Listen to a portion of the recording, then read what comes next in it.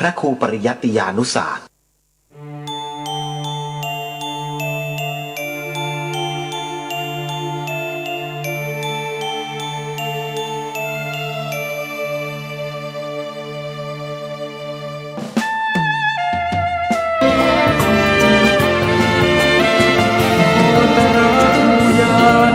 สิ่งที่พระองค์ทรงรู้แต่ไอสไตล์ไม่รู้เหมือนมองไม่เป็นวิทยาศาสตร์ไม่อาจพิสูจน์ประเด็นพระองค์ทรงเห็นเพราะอยู่ในยานชั้นสูงรู้แจ้งแจ่มชัดการเปลี่ยนแปลงยิ่งนักกฎพระไตรลักษณ์ชักนำใจปรับปรุงกายนอกกายในแยกได้ปัญญาจะรุ่งมัคคยานเรื่องรุ่ง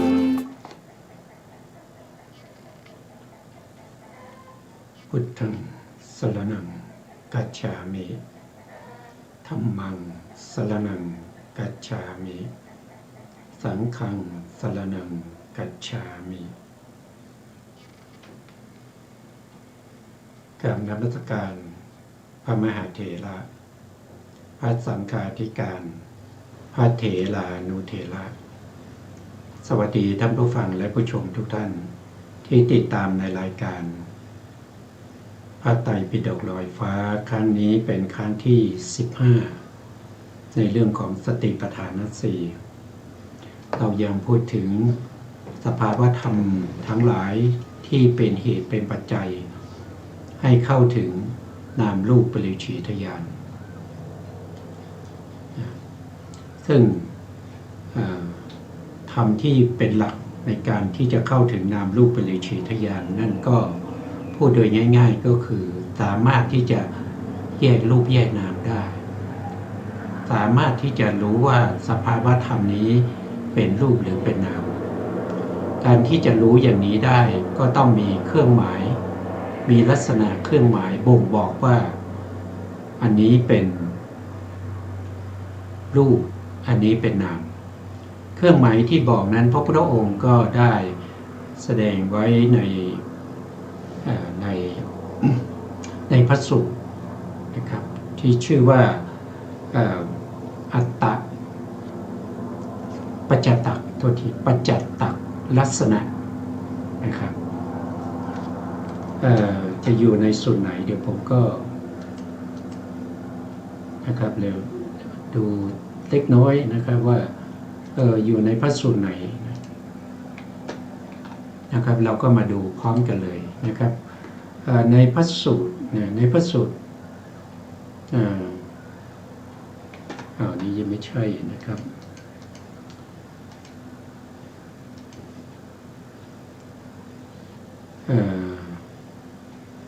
อยู่ตรงไหนเอ่ย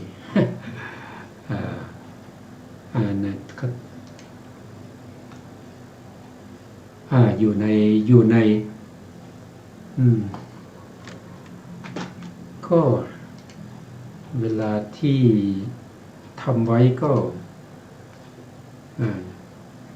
น่าจะอยู่ใน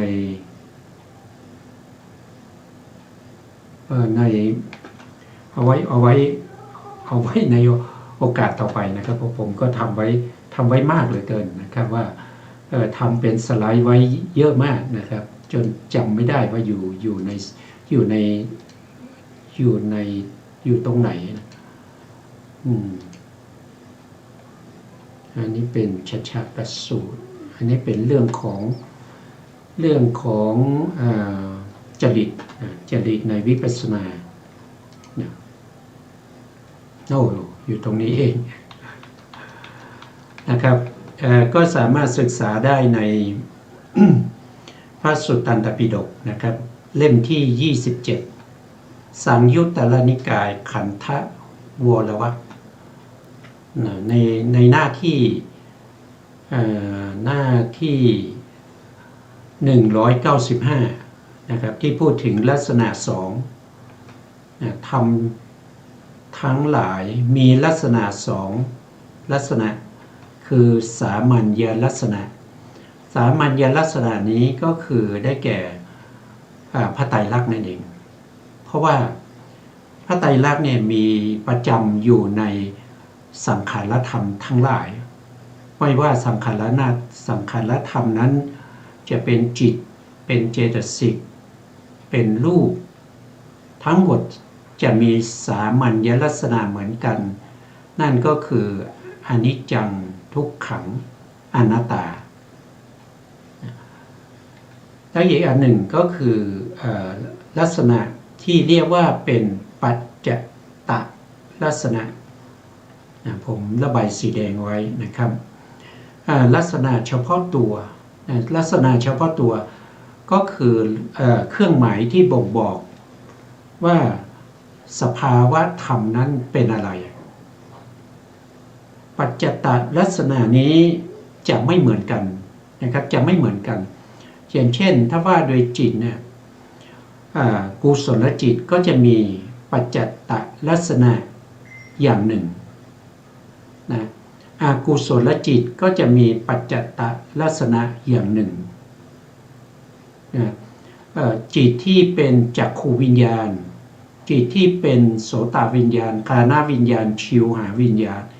กายวิญญาณก็จะมีปัจจตลักษณะที่ไม่เหมือนกันแตกต่างกันนะแตกต่างกันไป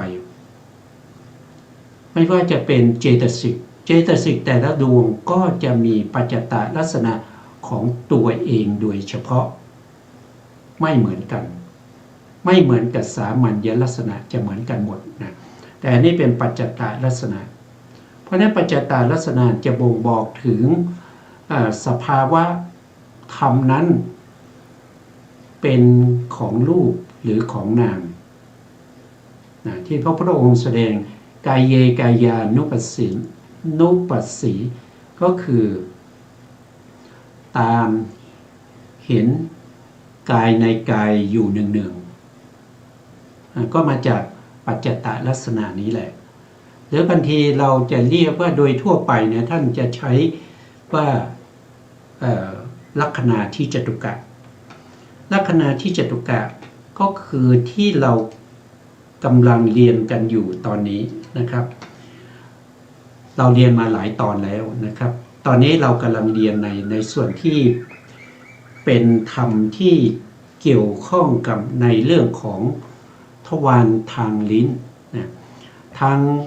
ตาเราเรียนไปแล้วนะครับทวารทางตานี้เราเรียนไปแล้วทวารทางหูก็เรียนไปแล้วทวารทางจมูกก็เรียนไปแล้ววันนี้เราก็จะมาเรียนในส่วนที่เป็นทวารทางลิ้นนะครับนะเพราะสภาวะธรรมทั้งหลายที่จะเกิดขึ้นเนี่ยมันก็ไม่พ้นทวารเหล่านี้นะครับไม่พ้นทวารเหล่านี้เพราะฉะนั้นเราเรียนทวารเหล่านี้ก็แสดงว่าเราก็สามารถที่จะครอบคลุมเรื่องรูปและนามที่เป็นไปในชีวิตประจำวันของเราโดยส่วนมากเอาไว้ได้แล้วนะถ้าเรารู้แจ้งรู้ชัดในธรรมที่เป็นไปในทางตาทางหูทางจมูกทางลิ้นทางกายแล้วก็ทางใจเนี่ยด้วยการปัจจัตตลักษณะหรือปัจจัตตังรู้ได้เฉพาะตน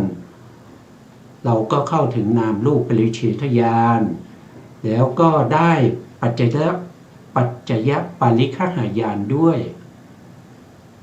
นะเราได้2ญาณเลยแต่เราต้องรู้แจ้งก่อนนะเราต้องรู้แจ้งเห็นจริงก่อนไม่ใช่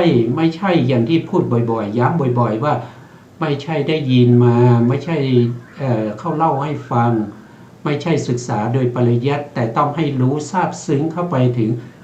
ใจจิตตสันดานของเราให้จิตยอมรับว่าสภาวะธรรมเหล่านี้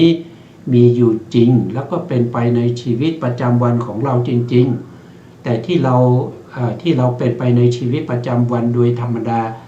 ทั่วๆไปนั้นเป็นไปในเรื่องของสมมติบัญญัติจิตไม่รู้สภาวะของปรมัตถสัจจะความจริงเลย แต่ไปรู้เฉพาะในบัญญัติอย่างเดียวเห็นปุ๊บก็เห็นนิมิตอนุพยัญชนะก็กลายเป็นสัตว์เป็นบุคคลไปนะครับไม่ได้เห็นจริงๆว่าสิ่งที่เห็นนั้นเป็นรูปตัวที่เห็นนั้นเป็นนามนะตัวที่เห็นนั้นไปเห็นนั้นเป็นนามตัวที่จะไปเห็นได้ก็ต้องอาศัยจักขูวัตถุเป็นที่เกิดแล้วก็ไปเห็นรูปารมณ์ที่กำลังปรากฏอยู่เนี่ยไม่ได้เห็นอย่างนี้เลยความจริงเขาเป็นอย่างนี้แต่เราข้ามจากความจริงไปเป็นสมมุติไปนะข้ามจากความจริงไปเป็นสมมุติเพราะฉะนั้นเราก็อยู่กับสมมุติเราไม่รู้ความจริงเหมือนกับอุปไมยก็เหมือนกับว่าเราอยู่ทุกวันนี้เราไม่เห็นหน้าของเราเลยนะครับหน้าตาเราเป็นยังไงก็ไม่รู้นะครับเราจะรู้ได้ยังไงหน้าตาเป็นยังไงเราก็ต้องไปซื้อกระจกเงามานะครับแล้วก็เอามาส่องดูเราถึงจะเห็นหน้าของเรานะครับกระจกเงานั้นรูปของเราเข้าไปอยู่ในกระจกเงาก็คือเหมือนกับที่เราเห็นนะครับที่เราเห็นอยู่ข้างหน้าของเราเนี่ยรูปต่างๆนะครับที่อยู่ข้างหน้าเนี่ยก็สะท้อนเข้าไปอยู่ในไปกระทบกับความใสของมหาพุทธรูปที่เกิดจากกรรมในแก้วตาดำเขาจะอยู่ในแก้วตาดำกลางตาดำเนี่ยก็จะเป็นลักษณะอย่างนี้เราไม่รู้เราไม่เคยเห็นใช่ไหมกันเราไม่รู้แต่ตอนนี้เราจะต้องคือเราอยากจะพ้นทุกข์เพราะฉะนั้นเราต้องรู้ความจริงนะเราต้องรู้ความจริงถ้าเราไม่รู้ความจริงเราพ้นทุกข์ไม่ได้นะครับเราจะไปรู้อนิจจังทุกขังอนัตตาเลยซึ่งเป็นวิปัสสนาสัมมัสสนญาณอยู่ในญาณที่3เนี่ยมันเป็นไปไม่ได้เพราะเรายังไม่รู้ญาณที่1คือนามรูปปริเฉทญาณเรายังไม่เห็นนะเรายังไม่เห็นแจ้งนามรูปปริเฉทญาณแล้วเราก็ยังไม่เห็นแจ้งปัจจยปริฆหญาณเราจะไปเห็นความไม่เที่ยงความเป็นทุกข์ความเป็นอนัตตาของรูปนามขันธ์5ได้อย่างไรมันเห็นก็เห็นโดยสมมติเห็นด้วยความนึกคิดจากการศึกษาเล่าเรียนมันก็ไม่เข้าสู่วิถีแห่งวิปัสสนานะเพราะฉะนั้นจึงจำเป็นที่เราจะต้องแยกรูปแยกนามเห็นปัจจักษ์แจ้งในสภาวะธรรมที่เป็นรูปเป็นนามเริ่มตั้งแต่นามรูปปริเฉทญาณไปอันนั้นคือสิ่งที่ผมแนะนำนะครับแต่จะเชื่อหรือไม่นั่นก็ขึ้นอยู่กับท่านผู้ฟังนะครับท่านผู้ฟังว่าท่านเชื่อหรือไม่นะครับอันนี้ก็มีพระสูตรที่ยืนยันนะครับที่ผมยืนยันเมื่อกี้นะครับก็คืออะไรนะครับก็คือผ่านไปเมื่อกี้นี่เองนะครับ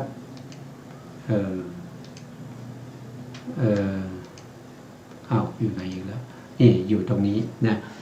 ก็จะพูดอีกครั้งหนึ่งนะครับว่าชื่อสูตรว่า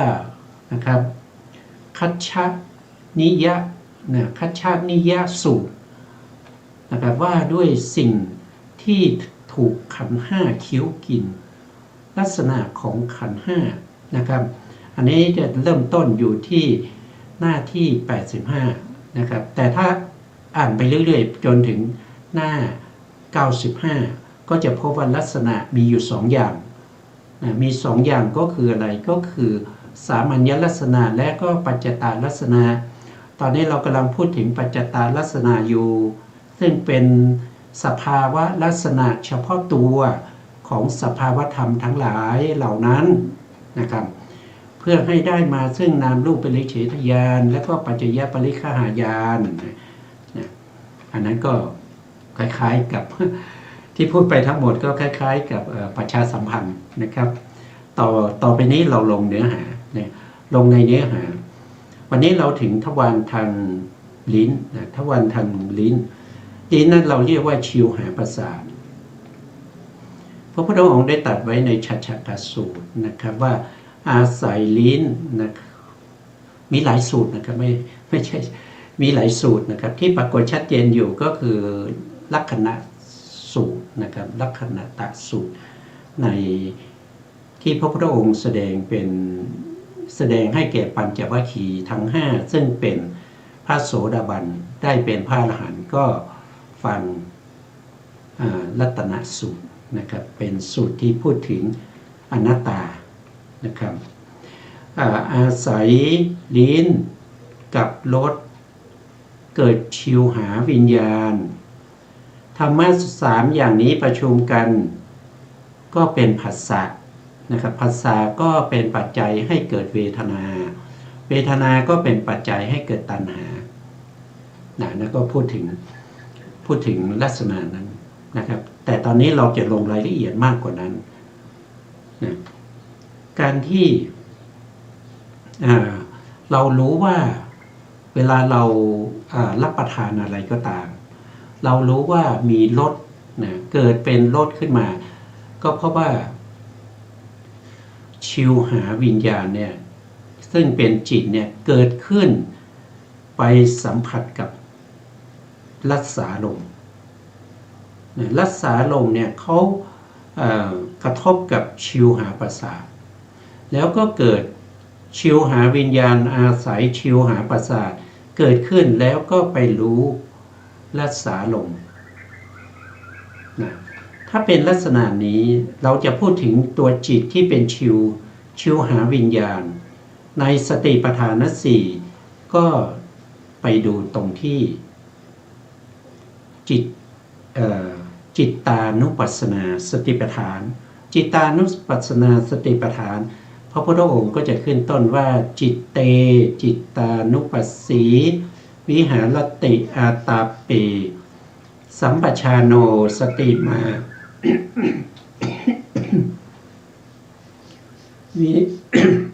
โทษทีนะครับ วินัยโลเกอาภิชาโทมนัสสังถ้าแปลก็จะเป็นตามเห็นจิตในจิตเนืองอยู่มีความเพียรมีสัมปชัญญะมีสติกำจัดอภิชาและโทมนัสในโลกเสียได้และตัวที่เข้าไปตามเห็นอย่างนี้เนี่ยพระพุทธองค์ได้แสดงไว้ว่าคืออาตาปีอาตาปีคือความเพียรนะอาตาปีคือวิริยะ สัมปชาโนคือปัญญาตรงนี้ท่านใช้สัมปชัญญะก็คือปัญญานั่นเองแล้วก็สติมานะครับก็มีสติวิเนยยะตรงนี้หมายถึงสมาธินะครับเพราะสมาธินี่เขากำจัดอะไรเมื่อสมาธิเกิดเนี่ยเขากำจัดเสียซึ่งอภิชาและโทมนัสนะตัวสมาธินะถ้าสมาธิที่เข้าถึงอัปปนาฌานเนี่ยผู้ที่ได้สมาธิเป็นอัปปนาฌานไม่ว่าจะเป็นปฐมฌานจนถึงจตุตฌานเนี่ยในขณะนั้นจะไม่มีอภิชาและโทมนัสนะเพราะฉะนั้นไม่ว่าจะเป็นตัวปัญญาตัววิริยะตัวสติตัวสมาธิเป็นผู้ที่ปฏิบัตินะไม่ใช่เรานะครับอย่าเข้าใจผิดว่าเราเป็นผู้ปฏิบัติเราเป็นผู้ตามเห็นนะไม่ใช่นะครับตัวที่ตามเห็นจริงๆเป็นสภาวธรรมที่เป็นอาตาปีสัมปชาโนสติมาวิเนยยะ4ตัวนี้เป็นตัวปฏิบัติที่ตามเห็นจิตในจิตอยู่เนืองๆแล้วก็กำจัดอภิชาและโทมนัสในโลกเสียได้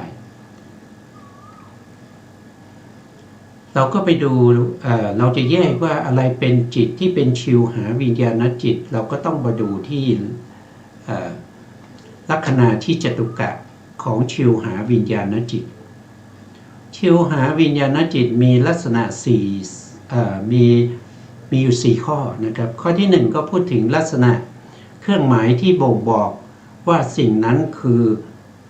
ชิวหาวิญญาณจิตท่านก็บอกว่าชิวหาสันนิสิตสันทวิชานนะลักขณัง มีการอาศัยลิ้นรู้แจ้งรักษาลมเป็นลักษณะอาศัยลิ้นตรงนี้ก็คือเขาอาศัยชิวหาประสาทเกิดขึ้นคือเขาอาศัยตัวนี้เป็นรูปนะตัวจิตคือชิวหาวิญญาณอาศัยรูปคือชิวหาประสาทเกิดขึ้นเวลาเกิดขึ้นเขาต้องรู้รักษาลมเป็นลักษณะเขารู้รักษาลมเป็นลักษณะเนี่ยเราถ้าเราเห็นอย่างนี้นะครับเราเห็นอย่างนี้ชัดเจนเนี่ยรู้ได้เฉพาะตนนะครับเรารู้ได้เฉพาะตนถ้าเรารู้ได้เฉพาะตนนั่นแสดงว่าเราเข้าถึงนามรูปปริเฉทญาณแล้วนะแต่บางคนอาจจะสะสมมาไม่สนใจในเรื่องของลักษณะแต่ไปสนใจในเรื่องของกิจเพราะฉะนั้นก็ดูว่าชิวหาวิญญาณเขามีกิจอย่างไรนะท่านก็บอกว่านะครับและสมัตตาลัมมณะลัสสังมีเพียงรักษาลมเป็นกิจคือในขณะที่เขาเกิดขึ้นเนี่ยเขาทำกิจรู้รักษาลมก็คือรู้รักษาลมก็คือลดนั่นเองรู้ลดเป็นกิจเป็นหน้าที่ของเขาต้องรู้ลดเขาต้องรู้ลดอันนี้เป็นกิจนะถ้ารู้อย่างนี้ก็แต่ต้องรู้ชัดเจนนะรู้แจ้งเห็นจริงประจักษ์แจ้งโดยจิตตสันดานเลยนะถึงจะได้นามรูปปริเฉทญาณหรือว่าจะได้ทั้งสองข้อบางท่านอาจจะมีอุปนิสัยสะสมมานะครับศึกษามามากลักษณะท่านก็รู้ชัดเจนกิจท่านก็รู้ชัดเจนถ้าเป็นอย่างนี้ก็ยิ่งดีนะครับนามรูปปริเฉทญาณท่านก็จะมั่นคงขึ้นนะครับต่อไปในส่วนที่เป็นปัจจยปริฆหญาณของชิวหาวิญญาณจิตท่านบอกว่านะครับถ้าเป็นผลเนี่ยท่านบอกว่ารักษาพิมุขะภาวะปัจจุปฐานังมีการมุ่งหน้าเฉพาะลดเป็นอาการปรากฏเกิดขึ้นเขามุ่งหน้าสู่ลดอย่างเดียวในการมุ่งหน้าสู่ลดอย่างเดียวเนี่ยเป็นอาการปรากฏของชิวหาวิญญาณนี่เป็นอาการปรากฏนะผู้ที่จะรู้ได้จะต้องเป็นบัณฑิตเพราะฉะนั้นก็จะเติมตรงนี้ไปว่ามีการมุ่งหน้าเฉพาะรักษาลมเป็นอาการปรากฏในปัญญาของบัณฑิตทั้งหลายอย่างนี้ก็ได้นะอย่างนี้ก็ได้ถ้าผู้ไม่มีปัญญาก็รู้ไม่ได้นะผู้ไม่มีปัญญารู้ไม่ได้นะต่อไปถ้าเป็นเหตุใกล้นะครับเหตุใกล้ของชิวหาวิญญาณคือหมายถึงทำให้ชิวหาวิญญาณเกิดขึ้นเอาเฉพาะเหตุใกล้นะครับไม่เอาเหตุอื่นเอาเฉพาะเหตุใกล้ๆนี้นะครับท่านก็บอกว่ารักษาลัมมนายะกิริยามโนธาตุยาอัปปะคะมะปัฏฐฐานังมีการไปปราดกิริยามโนธาตุที่มีรสเป็นอารมณ์นะตรงนี้มีรสเป็นอารมณ์เป็นเหตุใกล้ให้เกิดหมายถึงจิตตรงนี้นะที่เป็นปัญจทวาราวชนะจิตที่ทำหน้าที่อาวชนะในรักษาลมนะเป็นจิตดวงแรกในวิถีที่รู้รักษาลมเป็นจิตที่ชี้อารมณ์ให้แก่ชิวหาวิญญาณนะเพราะฉะนั้นเขาต้องดับไปก่อนเขาชี้อารมณ์ว่าอารมณ์ปัจจุบันที่กระทบกับชิวหาประสาทนั้นเป็นรักษาลมต้องเป็นอย่างนี้ก่อนแล้วเขาดับไปเขาต้องดับไปก่อนนะครับไม่ใช่ตั้งอยู่นะเขาต้องดับไปก่อนชิวหาวิญญาณจึงเกิดขึ้นได้ชิวหาวิญญาณก็ได้การชี้แนะมาจากกิริยามโนธาตุที่เพิ่งดับไปนะครับเพราะฉะนั้นก็ไปรู้รักษาลมเป็นกิจนะรักษาลมเป็นอารมณ์เป็นกิจหรือว่าเกิดขึ้นได้เพราะมีมโนธาตุกิริยาดับไปแล้วเขาถึงเกิดขึ้นได้อันนี้เป็นลักษณะที่จตุกะของชิวหาวิญญาณ ส่วนรักษาลมและก็ชิวหาประสาทเนี่ยก็คล้ายๆกันกับที่เราเรียนมาแล้วในเรื่องของรูปารมณ์นะครับจักขุประสาทสัทธารมณ์โสตประสาทคันธารมณ์คานาประสาทคล้ายๆกันเลยนะครับคล้ายกันยังไงเราก็มาดู เราจะเอา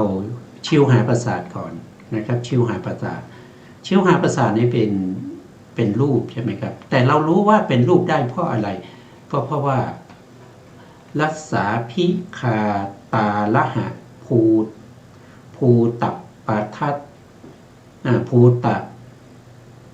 ปาสาทะลักขณังมีความใสของมหาปุถุรูปที่กระทบกับรักษาลมเป็นลักษณะ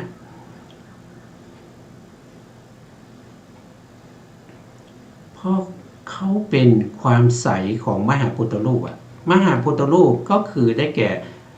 ธาตุดินปฐวีใช่ไหมครับธาตุน้ำอาโปธาตุไฟเตโชธาตุลมคือวายุสี่ธาตุนี้รวมกันเรียกว่าเป็นมหาพุทธรูปทีนี้มหาพุทธรูปที่เป็นความใสที่เราเรียกว่าเป็นชิวหาประสาทนั้นต้องเกิดจากกรรมอย่างเดียวนะครับเกิดจากกรรมอย่างเดียวเกิดจากจิตเกิดจากอุตตุเกิดจากอาหารไม่ได้เพราะชิวหาประสาทเป็นรูปที่เกิดจากกรรมอย่างเดียวเพราะฉะนั้นมหาพุทธรูปก็ต้องเกิดจากกรรมอย่างเดียวแต่เขามีลักษณะพิเศษคือกระทบกับรสได้คือรัสสาลมเขาไม่สามารถจะกระทบกับรูปารมณ์เขาไม่สามารถกระทบกับสัทธารมณ์เขาไม่สามารถกระทบกับคันธารมณ์แต่เขาจะมุ่งหน้ากระทบเฉพาะรัสสาลมเพราะฉะนั้นก็อันนี้คือลักษณะที่บ่งบอกว่าสภาวธรรมนี้ที่เป็นความใสของมหาพุทธรูปที่สามารถกระทบกับรัสสาลมนี้แหละเป็นชิวหาประสาทหรือว่าอีกท่านหนึ่งอาจจะไม่ดูที่ลักษณะท่านอาจจะดูที่กิจนะครับท่านก็จะได้เห็นอย่างนี้รัสเสสุอาวินชนะรักสังมีการแสวงหารักษาลมเป็นกิจเนี่ยคนนี้เขาจะเห็นโอ้ชิวหาประสาทเนี่ยเกิดขึ้นมาเนี่ยมีหน้าที่ในการแสวงหาแสวงหารสนะครับที่จะเอามากระทบกับตัวเองที่เข้ามากระทบกับตัวเองได้นะบางคนเขามีอัธยาศัยไม่เหมือนกันนะก็จะรู้ไปคนละอย่างแต่ต้องรู้ชัดนะข้อใดข้อหนึ่งหรือว่าจะรู้ทั้งสองข้อก็ดีนะต่อไปก็จะเห็นว่าเป็นเหตุกับเป็นปัจจัยนะครับเหตุเป็นยังไงเหตุก็ต้องเอาเหตุใกล้นะครับจะเอาเหตุไกลเนี่ยเอาไว้หลังจากเราได้ปัจจยปริฆหายานก่อนนะครับตอนนี้เราจะต้องเอาเหตุใกล้ก่อนเพราะว่าการที่เราเห็นรูปปรมัตถ์เนี่ยเขาจะมีเหตุใกล้ๆให้เขาเกิดเนี่ยอันนี้จะปรากฏชัดเจนส่วนเหตุไกลนี่ยังปรากฏไม่ชัดก็ไว้ทีหลังนะครับให้กำหนดรู้หรือตามศึกษารู้ในสภาวธรรมที่ปรากฏชัดเจนก่อนนะให้ปรากฏชัดเจนก่อนเพราะฉะนั้นท่านก็บอกว่าสายิตุกามตานิธานะกัมมชะภูตะปทัฏฐานังนะครับอันนี้เป็นเหตุใกล้แปลก็คือมีมหาพุทธรูปอันเกิดจากกรรมคือลัสสะตัณหาเป็นเหตุใกล้ให้เกิดคือหมายถึงว่าชิวหาประสาทเนี่ยไม่ใช่มหาพุทธรูปนะชิวหาประสาทเนี่ยเป็นความใสของมหาพุทธรูปแต่เขาเกิดขึ้นได้เพราะเขามีมหาพุทธรูปเป็นบาทเป็นตัวที่ตั้งอยู่แล้วเขาถึงมีความใสเข้าไปที่มหาพุทธรูปที่เกิดจากกรรมนั้นกรรมที่ว่าคือลัสสะตัณหา เมื่อรู้รสแล้วก็เกิดความยินดีพอใจในรสนั้นตัวนี้เป็นตัวตัณหาที่จะสร้างให้เกิดชิวหาประสาทในอนาคตต่อไปนะครับส่วนที่เป็นเหตุใกล้นั่นก็คือได้แก่มหาพุทธรูปที่เกิดจากกรรมแล้วนะครับเป็นมหาพุทธรูปแล้วเกิดจากกรรมแล้วอันนั้นเป็นเหตุใกล้ให้เกิดชิวหาวิญญาณชิวหาวิญญาณเนี่ยเกิดขึ้นเนี่ยก็ต้องกระทบกับรัสสาลมเราก็มาดูรัสสาลมนะครับลัคนาที่จตุกะของรัสสาลมมีอะไรเป็นลักษณะชิวหาปฏิหานะนะลัคนังนะมีการกระทบกับชิวหาประสาทเป็นลักษณะตัวรสเนี่ยเขาเกิดขึ้นเขาจะต้องกระทบกับชิวหาประสาทเท่านั้นเขาจะไปกระทบกับกายประสาทก็ไม่ได้เขาจะไปกระทบกับจักขุประสาทก็ไม่ได้ไปกระทบกับโสตประสาทก็ไม่ได้ก็ไปกระทบกับคานาประสาทก็ไม่ได้เขาต้องกระทบกับชิวหาประสาทเท่านั้นถึงจะปรากฏอะไรปรากฏเป็นรัสสาลมให้ชัดเจนนะครับอันนี้เป็นลักษณะของรัสสาลมต่อไปนะครับคานะวิญญาณนัสสะวิสยภาวะละสังมีอารมณ์ให้คานะตรงนี้ทำไมเป็นคานะพิมพ์ก๊อปปี้มาหรือไม่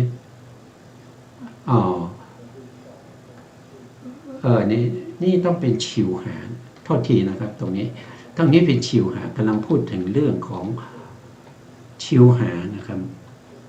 ชิวหาวิญญาณตรงนี้ต้องเป็นชิวหาวิญญาณนะครับพิมพ์มาเองนะครับก็ไม่ได้ตรวจทานนะโทษทีเป็นอารมณ์ให้ชิวหาวิญญาณเป็นกิจตัวรัสสาลมเนี่ยเขาเป็นอารมณ์ให้แก่จิตที่เป็นชิวหาวิญญาณอันนี้เป็นกิจของเขานะแล้วผลล่ะผลหรืออาการปรากฏในปัญญาของบัณฑิตทั้งหลายคืออะไรท่านบอกว่าตัดเสวะโคจละปัจจุปัฏฐานังเป็นที่โคจรของชิวหาวิญญาณจิตเป็นผลนะรัสสาลมเนี่ยเป็นที่โคจรของชิวหาวิญญาณเป็นผลแต่บางที่ท่านก็บอกว่านะครับเป็นที่โคจรของกามจิต46ในวิถีชิวหาทวารวิถีนะครับชิวหาทวารวิถีจิต46นั้นก็คือได้แก่กามจิตในกามจิตนะครับก็เว้นเฉพา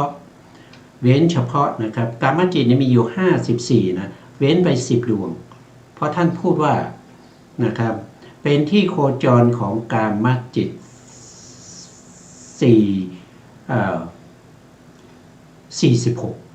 นะครับเป็นที่โคจรของกามจิต46นะเพราะฉะนั้นก็เว้นจิตไป8ดวงจิต8ดวงนั้นก็คือได้แก่เดี๋ยวเอาแผนภูมินะครับว่าแผนภูมิให้ดูนะครับว่าแผนภูมิให้ดูก็จะได้เข้าใจถ้าเราไม่ดูแผนภูมิก็จะเราจะเข้าใจยากหน่อยตรงนี้แผนภูมินะครับตรงนี้เป็นแผนภูมิเราก็จะเห็นว่ากามจิตนี้มีอยู่54นะกามจิตนี้มีอยู่54เห็นหรือเปล่าไม่รู้เนี่ยท่านบอกว่ากามจิตเนี่ย54เพราะฉะนั้นจิตที่เกิดในทวารไม่ว่าจะเป็นจักขุทวารวิถี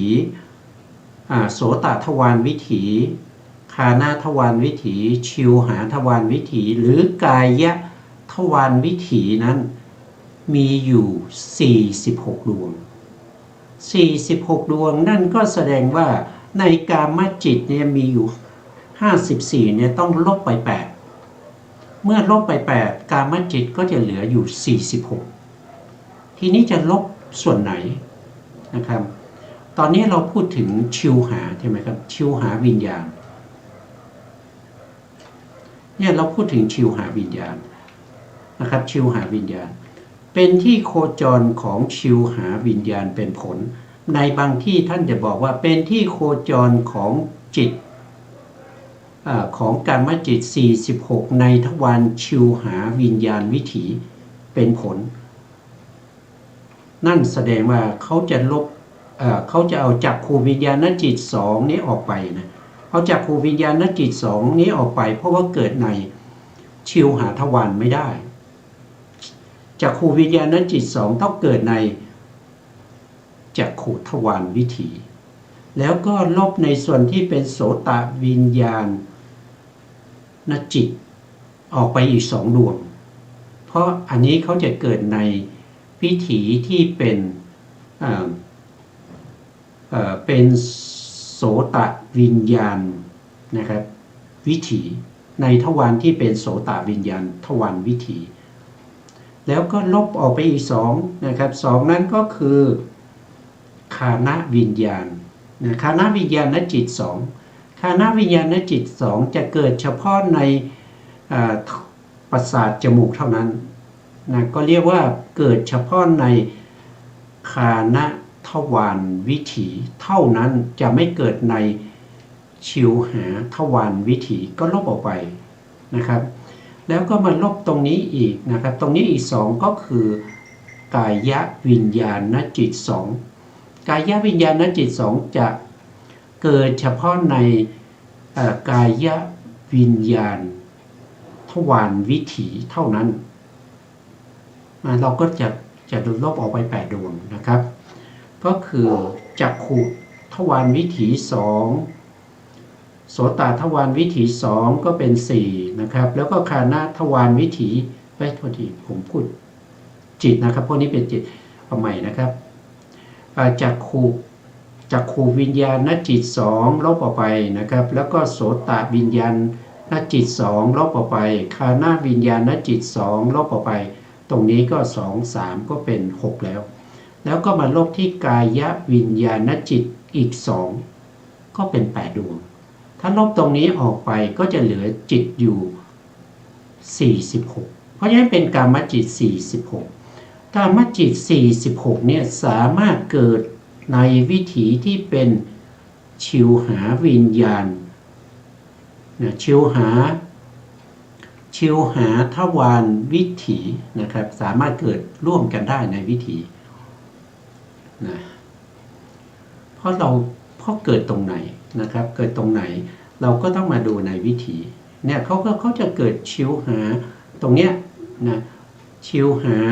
ใช่ไหมครับสัมปติฉันนะสันติลนะโวทัพพนะแล้วก็ชวนะเนี่ยชวนะก็เป็นกุศลเป็นอกุศลเนี่ยก็จะอยู่ตรงนี้ส่วนสันติลนะหรือสัมปติฉันนะปัญจทวราวัชนะพวกนี้เป็น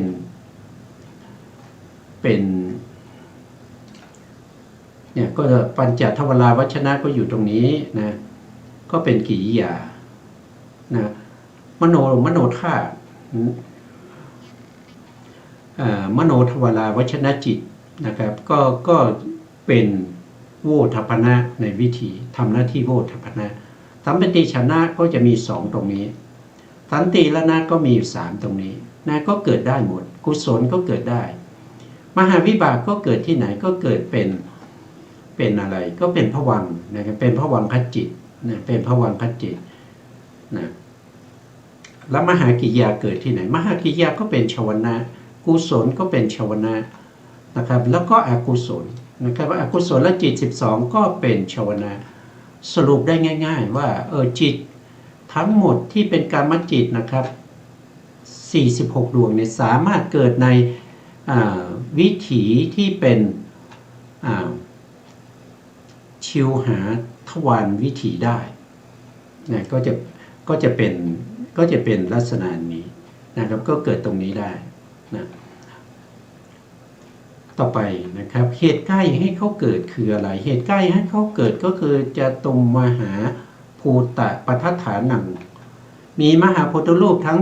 4เป็นเหตุใกล้นะรัศาลมเนี่ย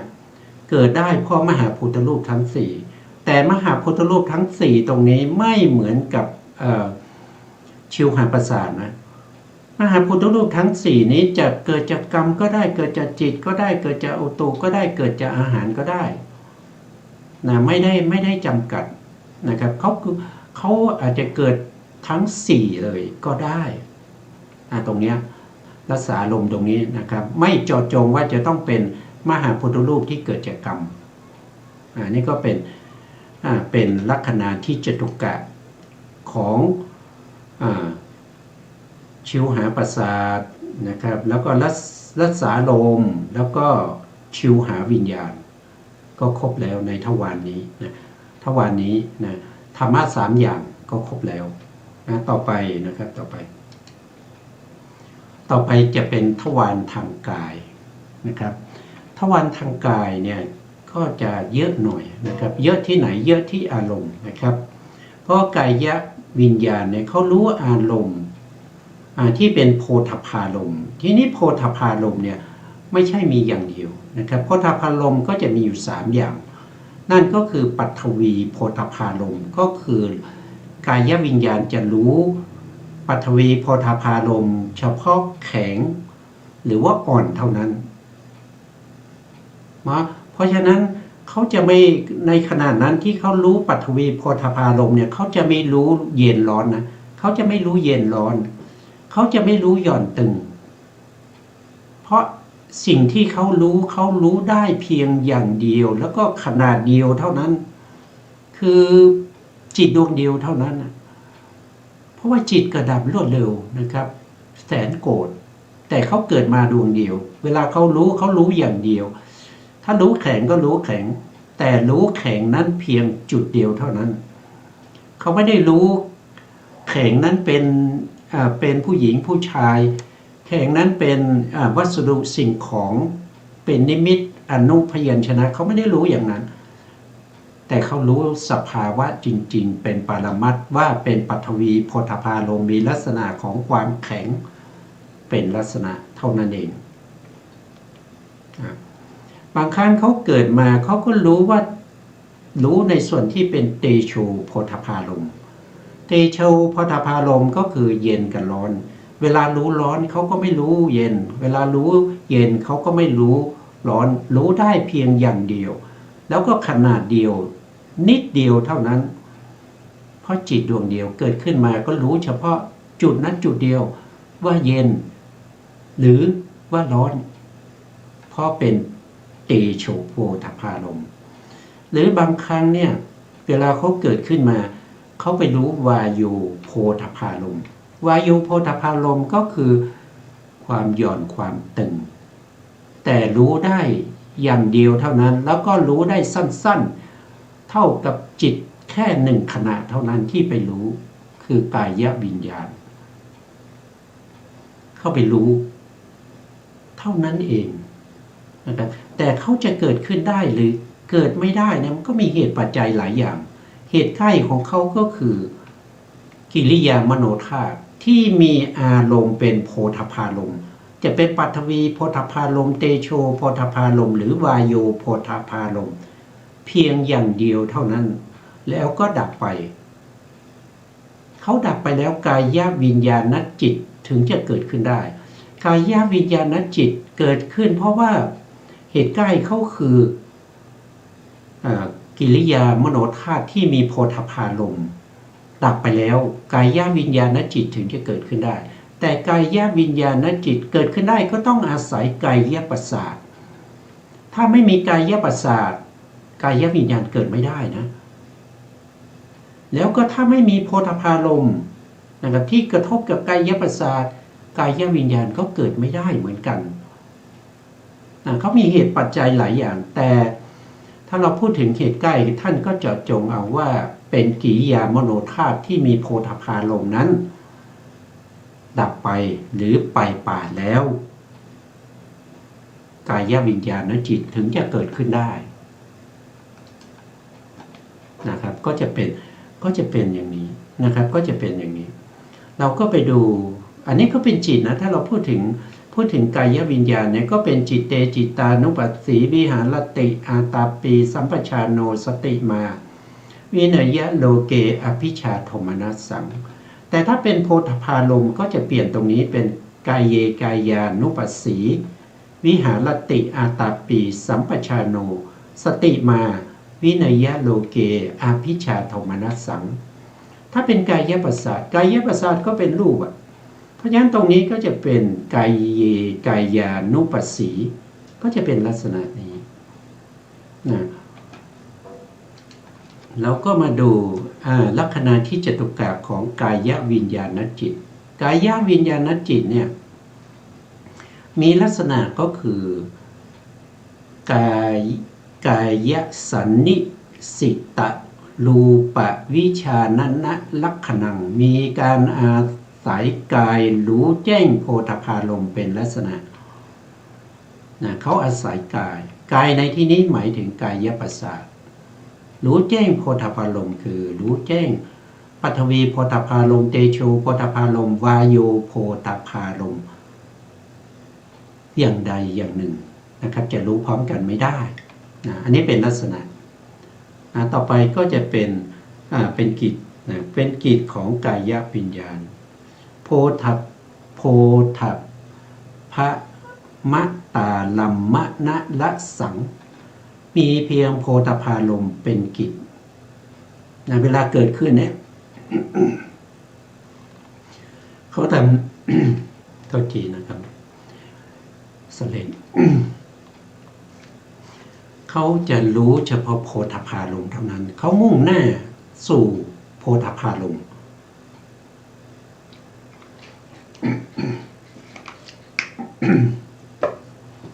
เวลากายวิญญาณจิตเกิดขึ้นเขามุ่งหน้าสู่โพธพารมณ์เป็นกิจนี่เป็นกิจของเขารู้อย่างใดอย่างหนึ่งก็ได้นะครับหรือว่าจะรู้ทั้งสองก็ดีต้องรู้ชัดเจนนะครับรู้ชัดเจนรู้ในจิตตสันดานไม่ใช่รู้พอได้ศึกษาเล่าเรียนมานะครับ ต่อไปก็คือเหตุใกล้ก่อนนะครับเอาเหตุใกล้ก่อนเหตุใกล้ให้เกิดกายวิญญาณจิตก็คือโพธพาลัมมณกิริยามโนธามโนธาตุยาอาคามะปะคะมะปะทัฏฐานังมีการไปปาดของกิริยามโนธาตุที่มีโพธพารมณ์เป็นเหตุใกล้อันนี้เป็นเหตุใกล้ให้เกิดกายวิญญาณจิตหมายถึงจิตดวงนี้ต้องดับไปก่อนนะครับดับไปก่อนโดยไม่มีเหลือกายวิญญาณจิตถึงจะเกิดขึ้นได้แล้วอาการปรากฏนะครับโพธพาพิมุขภาวะปัจจุปฐานังมีการมุ่งหน้าเฉพาะโพธพารมณ์เป็นอาการปรากฏในปัญญาของบัณฑิตทั้งหลายหรือว่าเป็นผลนะครับอันนี้ก็เป็นผลของกายวิญญาณ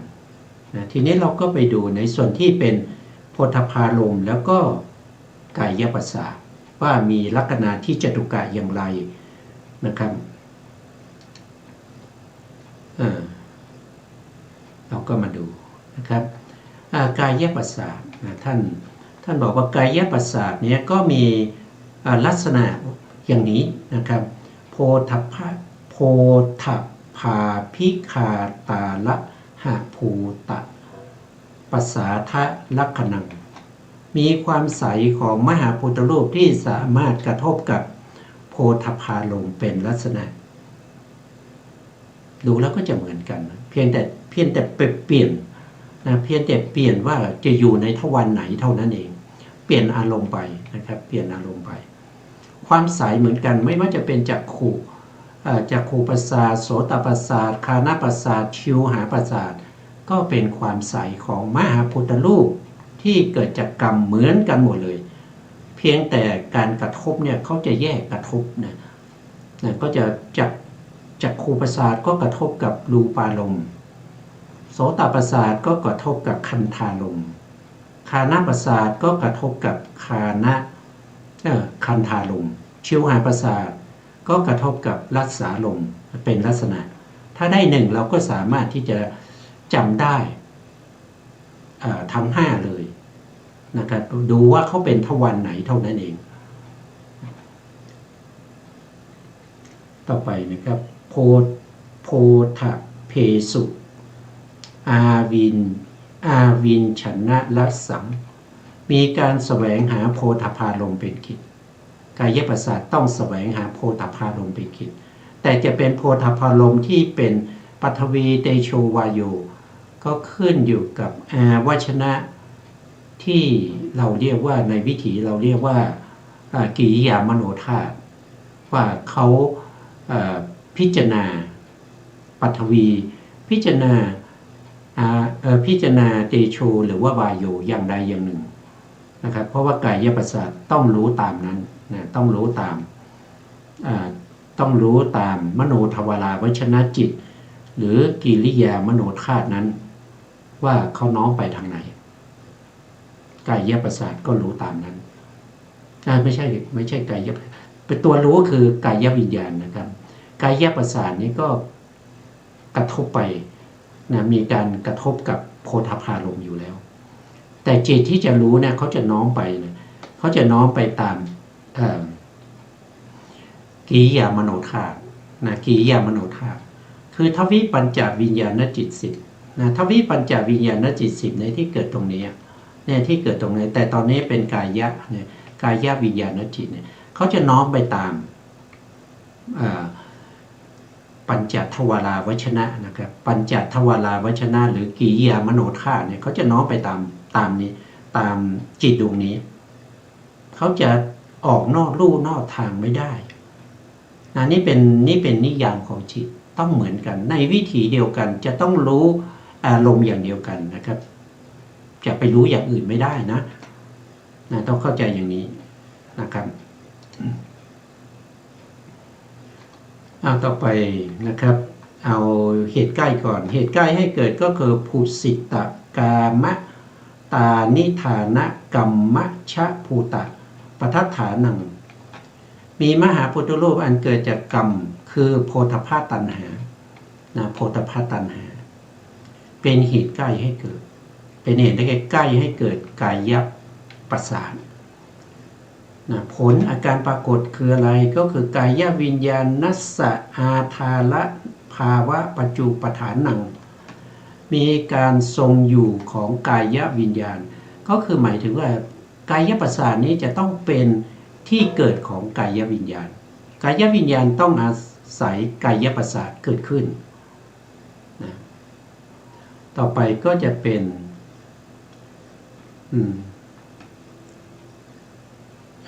ตรงนี้โพธพารมณ์นะครับตรงนี้เป็นโพธพารมณ์นะและลักษณะที่เจตุกะของโพธพารมณ์นะครับกายปฏิหาธนะลักขณังมีการกระทบกับกายประสาทเป็นลักษณะโพธพารมณ์เนี่ยก็ต้องกระทบกับกายประสาทเป็นลักษณะอยู่แล้วนะครับเขาจะไปกระทบกับอะไรไม่ได้นะครับอย่างเช่นโพธพารมณ์ไปกระทบกับตาอย่างเงี้ยไปกระทบกับตาเนี่ยทำให้ตาบอดเลยนะไม่ใช่ว่าจะเกิดจะกายจักขูวิญญาณจิตจะมาเกิดที่จักขูประสาทไม่ใช่นะโพธพารมณ์นี่กระทบได้อย่างเดียวคือกระทบได้เฉพาะกายประสาทเป็นลักษณะของใครของมันนะคู่ใครคู่มันนะครับจะเอาไปปนกันไม่ได้นะเป็นของใครของมันนะครับแล้วก็กิจของเขาก็คือกายวิญญาณนัสสะวิสยภาวะลัสสังมีอารมณ์ให้กายวิญญาณเป็นกิจกายวิญญาณก็ต้องรู้เฉพาะโพธพารมณ์เพราะฉะนั้นโพธพารมณ์ก็เป็นอารมณ์ให้แก่กายวิญญาณจิตเป็นกิจอยู่แล้วกายวิญญาณจิตนะครับผลคืออะไรตัดเสวะโคจละปัจจุปฐานังมีการโคจรของกายวิญญาณจิตเป็นผลหรือจิตที่เกิดในกายทวารวิถี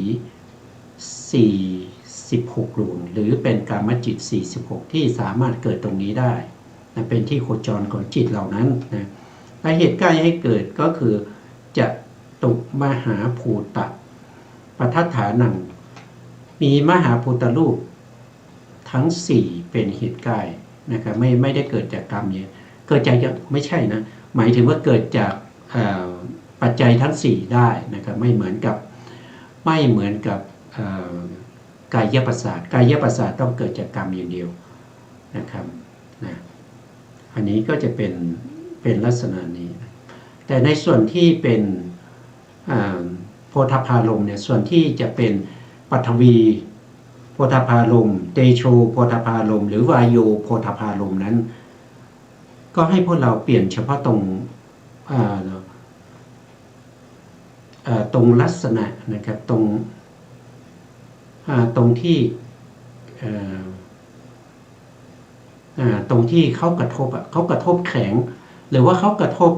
เย็นร้อนหรือว่าเขากระทบกับหย่อนตึงแค่นั้นเองนะครับก็วันนี้เวลาเราหมดแล้วนะครับ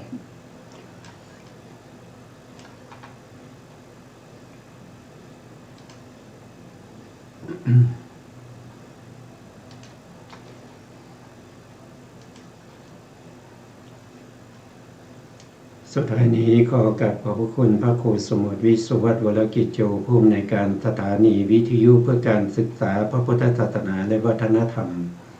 FM 104.5 เมกะเฮิรตซ์วัดฝายหินจังหวัดเชียงใหม่และขอกราบขอบพระคุณพระครูปริยัติญาณุศาสตร์ขอบคุณท่านผู้ฟังและผู้ชมทุกท่านที่ติดตามในรายการพระไตรปิฎกลอยฟ้าพบกันใหม่ในโอกาสต่อไปครับวันนี้ลาไปก่อนครับสวัสดีครับ